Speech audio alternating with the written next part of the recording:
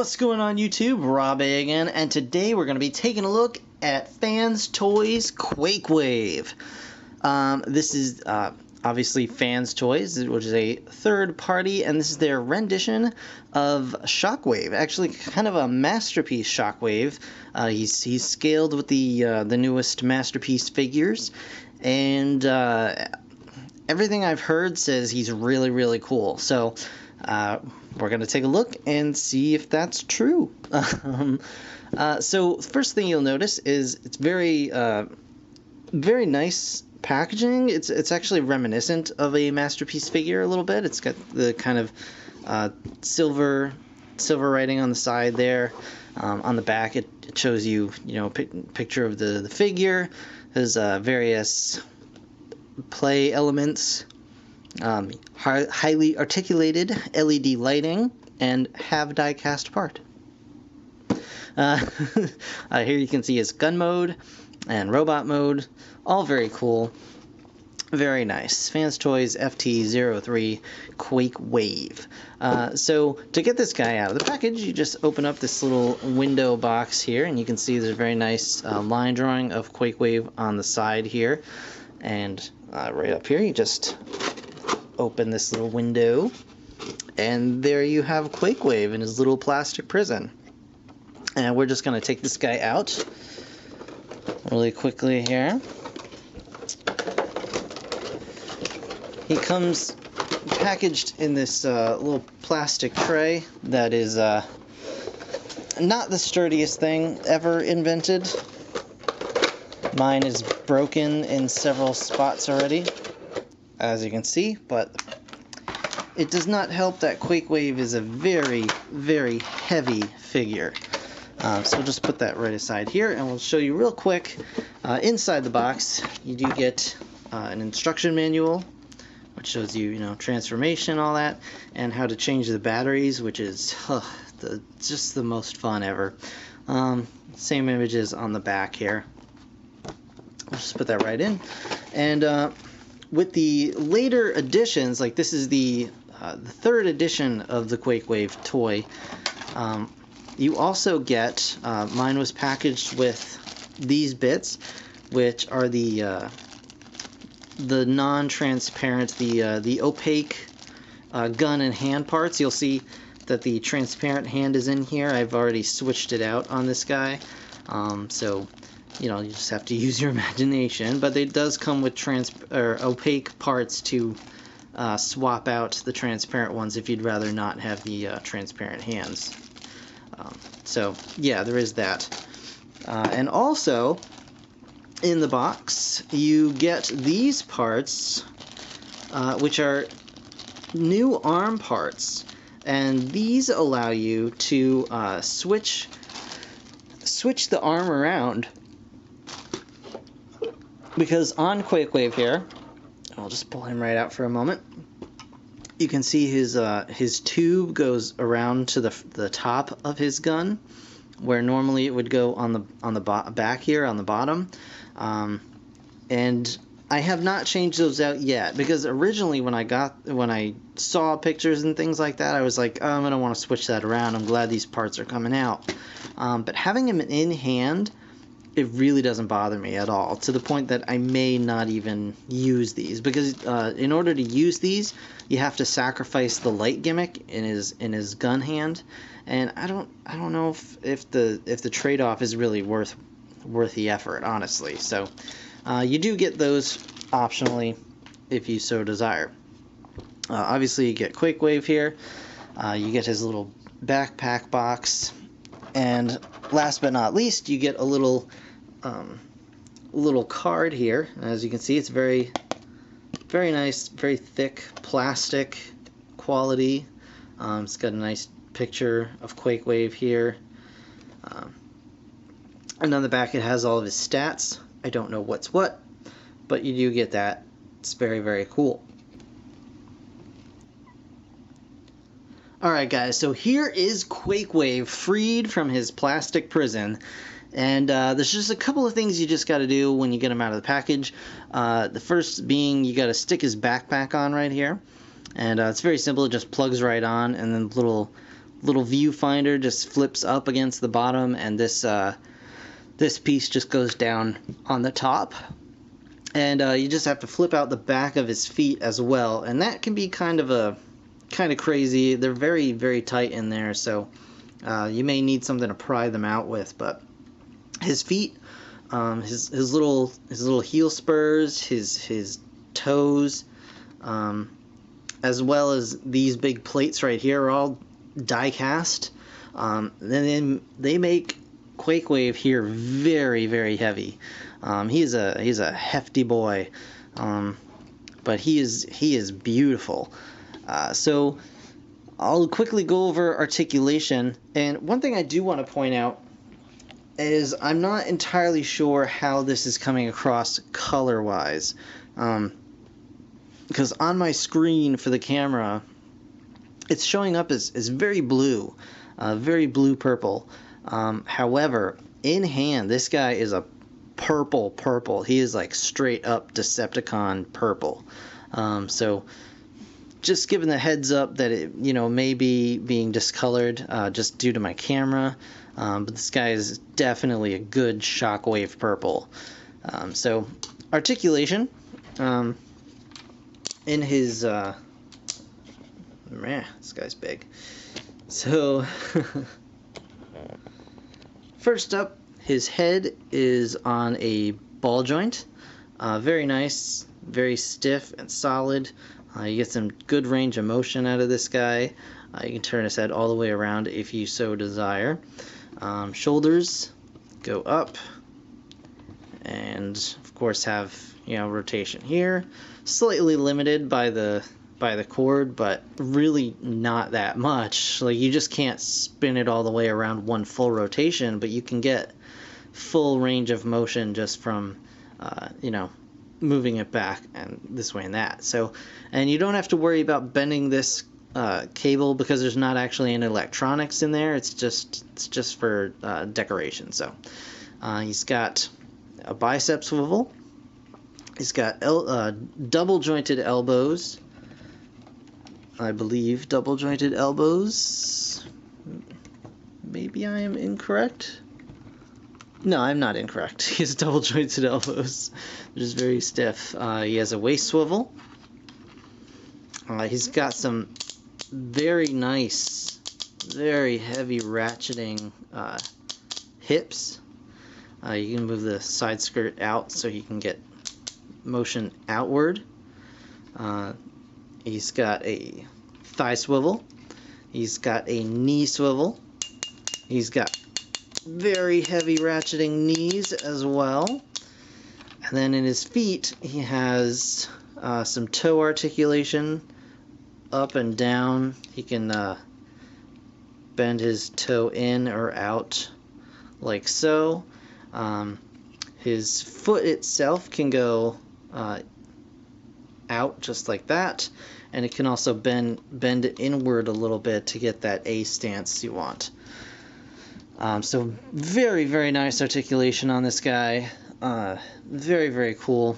Now, he also has on this hand, which again is the opaque hand. I just liked how this color really nicely matches the color of the clear on his chest. So I wanted to kind of carry that over, and I think this color matches it very nicely. Not to mention the fact that these fingers are a little bit easier to move than the clear hand, and I was afraid I was going to break his clear fingers by trying to move them. They were very stiff, so I decided to switch the hand out, and I really do like this one better. So yeah, he has the wrist swivel. He's got a thumb. I believe the thumb is on a ball joint. Yes, thumb is on a ball joint, so you can go in and around. And his fingers are jointed at the knuckle, at the knuckle at the hand, and one joint each down the middle of the finger. So you can have him doing rude gestures if you so desire. That is not really my my cup of tea, but I do tend to like the kind of two forefingers a little bit splayed out, like, kind of, I don't know. But yeah, it is very, very nicely articulated. Yeah, very, very nice. Very, very nice. So yeah, this whole thing right here doesn't interfere with his waist swivel at all, which is nice. You can, of course, remove the backpack if you wish, and just fold that flat, so you can give him a more streamlined appearance if you so desire, but his back ends up looking pretty flat if you do that. So I personally like the backpack. I think it's a little closer to his first generation incarnation, and yeah, I just like the look of it. The inside of his face, or the inside of his eye, I should say, it's just the whole head is just solid purple. There's no paint on the head aside from the ears. So I think what I may do is I may go in with a some black paint and just fill in the area around his eye with black, just so it stands out a bit more. I've seen it done on other people's figures, and I think it looks really good, so I may end up doing that myself. But part of the gimmick for his head is that he has a little switch back here behind his head, and if you flick that switch, he's got the light up eyes. He's got the laser eyes, which is very, very cool. It looks really, really good in person, and yeah, this guy is just really, really nicely done, let me tell you. It's totally solid. Like, I don't feel like, yeah, you can barely tell that this is a third-party figure at all. So really, really cool. Also another gimmick he has another switch right down here under his arm, and of course you flick that and bam, he gets a sweet light up gun as well. So that is super cool, and it doesn't look nearly as bright in person as it does on the on camera. It actually looks very nicely done in person. So very, very cool. Let me do a quick size comparison here. I'm just gonna scoot this guy back a little bit, and we'll do size comparison here with Masterpiece Soundwave. We'll just put his arm down here. Whoops, don't drop everything, Soundwave. There we go. So, it may be a little hard to tell, but Soundwave is just a wee bit shorter than QuakeWave here. And I think that size works really nicely. QuakeWave, I believe, is around the same size as MP10, and look, they just look really nice together. I think with QuakeWave and Soundwave here, just look super good together. So I am really excited about this. Really excited. So while I'm sure that at some point we probably will get an MP Shockwave, in the meantime, I'm really happy that I got this guy, because I just think it's a fantastic piece. So to transform this guy into his space gun mode, what you want to do is first make sure the lights are off, because you don't need those batteries and all that stuff dying on you. So you just want to lift up his arms here alongside his head, and on his sides he's got these little tabs. You just pull those right out, and then you pull his chest down, and you just slide his head down here. It may not go all the way flush in, but that's alright, because there's enough room inside the chest cavity. And honestly, if you wanted to, you could probably stick another LED in there if you felt like it. But so once that's done, let me see if I did that right. What am I doing?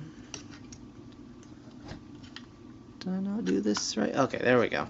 There we go. And then just flip those side panels right back as they were. Next, you want to just flip the arms around at the shoulders. Whew, this guy's tall. Flip him around at the shoulders, like so. And then we're going to come around to his actual hand, and we're just going to make sure that his hand is like in a fist. Just make sure the fingers are out of the way, and you can just slide his hand in like so. And then you're going to straighten his arm out so that the elbow kind of locks into place here. You can see there's a little like hooked elbow right there. So just like that. And we're just going to push his arms in, press his hands together, or his forearms together, and just slide this kind of gun muzzle piece right over there. And it still lights up and everything. Very cool. Very cool. Alright, so you got that. Next, you want to take his little backpack off. Put that right to the side. And you want to collapse his waist, which can be tricky. You just gotta push down on it, I think. There we go. Just collapse the waist like so, and that will lock it into place so it won't rotate any longer. Next up, the legs. So you want to push the back of the feet in, the heels rather. Just push those in, and again they're going to be real tight normally. And then push the feet in, just like so. And so you want to rotate the legs around, but you want to rotate it up here, the whole leg, including the thigh. You just want to turn it right around, just like so. Now we're going to take the side panels with the metal on them, and just kind of flip them back. And these are going to kind of fan out a little bit, just like so. And the same thing on this side. Just like that. It's going to form the handle of the gun. And now you just want to press the legs in.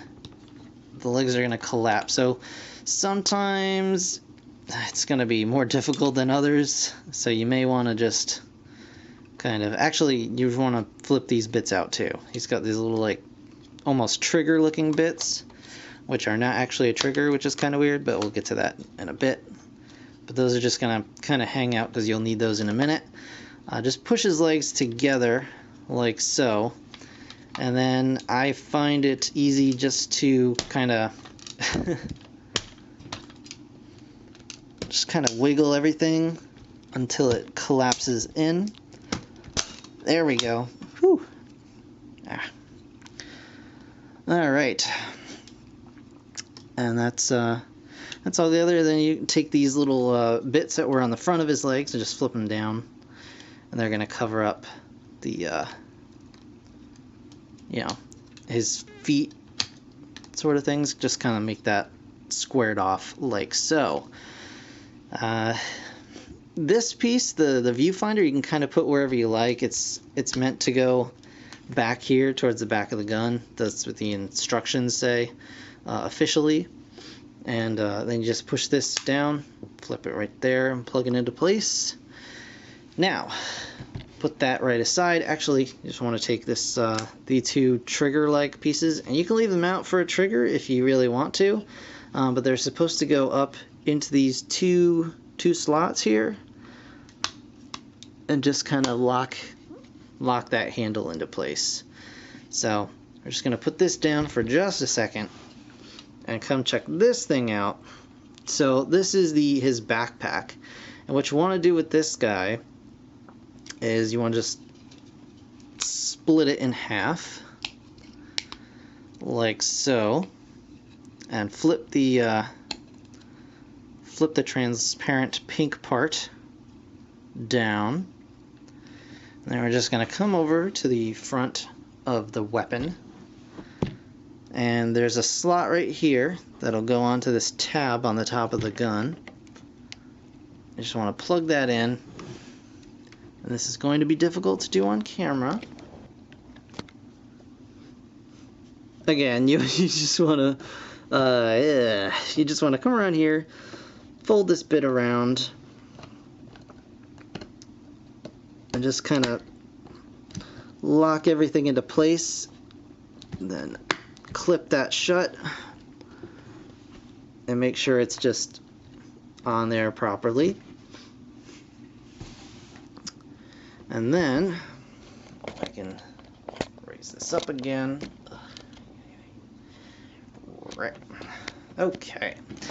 And there you have QuakeWave in his laser pistol mode.